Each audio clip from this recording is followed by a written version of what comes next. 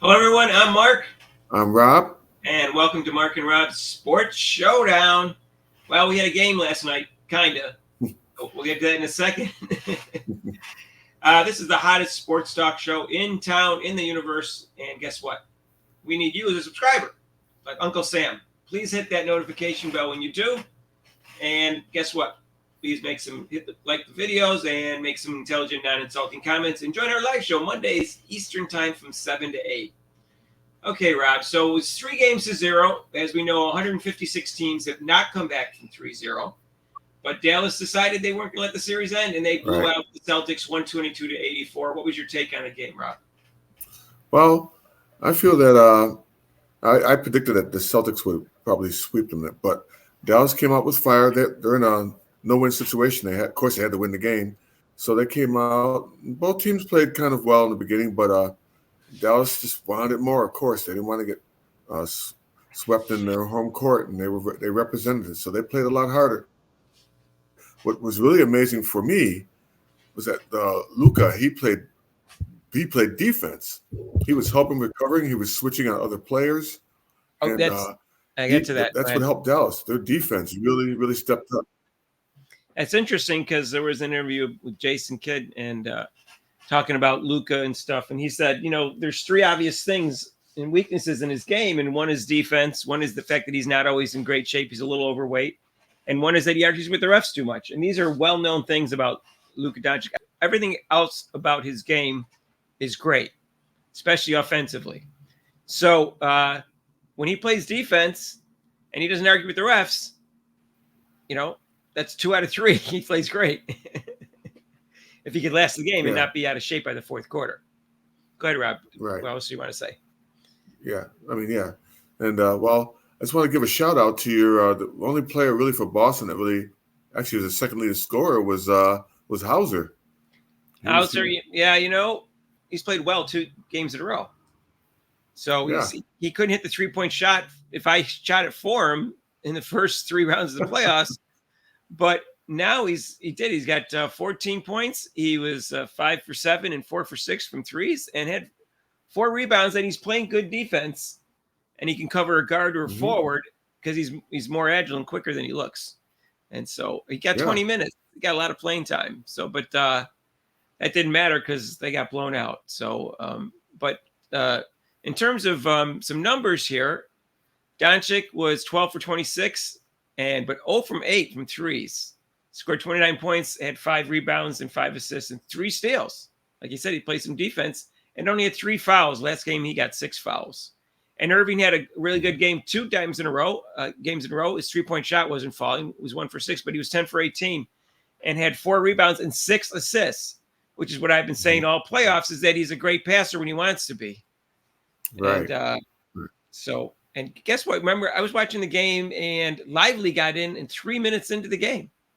Usually, they switch off Gafford and Lively, and Gafford only played 10 minutes, but Lively played 22 and would have played more if it wasn't a blowout, because he was 4 for 5 and he got 12 rebounds in just 22 minutes, Rob, and a Right. steal. Yeah.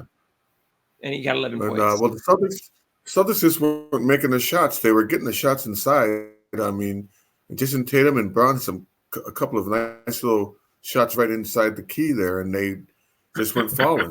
So that's what happens sometimes if you're not hitting your shots. But then, like I said, Dallas was just more into it. It seemed like, and then Celtics waved the white flag at third quarter. I was trying not to say that they want to win in Boston, it was like a giveaway game, but after a while, it seemed like that. It was, yeah. I mean, it was over with at the halftime. So what are you going to do? So anything else you want to say about the game, Rob, in terms of technically? Not really, not No, not really. No. it was a blowout. I was surprised that Boston didn't sustain their energy. They had energy in the beginning. They knew Dallas was going to come out with a lot of energy, and they were ready for it because they were only down like 15-14. And then Dallas went on a 10-point run, and they seemed to collapse mentally after that. That was my impression. Why? I don't know, because you want to just kind of close it out. You don't want to risk it. I mean, no one's ever come back from 3-3, but someone's going to at some point. It's happened 4 times in the NHL and once in baseball. At some point, Hmm. it's going to happen. You don't want to be the first team for it to happen to. And 4 teams have forced it to 7. So, anyways, but they do have the next game at home, and I think Boston's going to close it out. What do you think, Rob?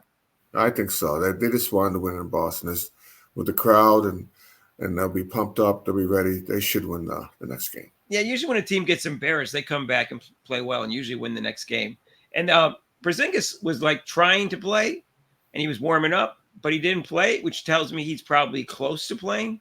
So he'll probably play, and that could make a difference too. Right. So I would think that's what's going to happen. This is our short video for today. I think we don't have a series yet, but if they win in Boston, obviously we have a series because then Dallas has the next game at home, and that would make it, an advantage hit for them to get it up to 3-3, and then anything can happen in Game 7.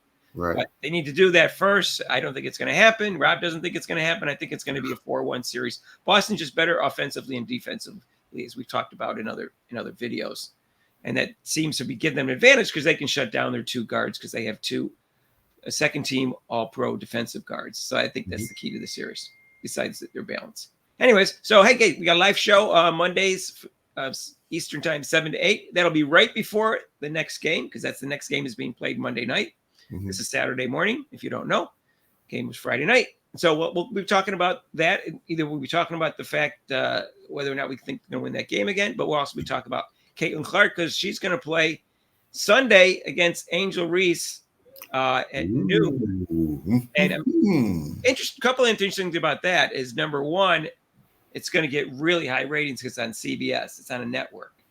And number two, Kennedy Carter is still on their team, and so is Angel Reese, and they did some crappy stuff last game. And so it's interesting to see what happens. And Indiana won last time. Let's see if they can win 2 games in a row here, and also 2 games in a row against Chicago. Right. Anyways, so that's our live show. And if you haven't subscribed to, what are you waiting for? We talk about basketball, football, and the Olympics. And hit that subscribe button and the notification bell so you get notified of our next videos. And please like our videos and make some intelligent, non-insulting comments. All right. Until next time, we'll see you in the live show Monday, or we'll see you out. Tuesday morning.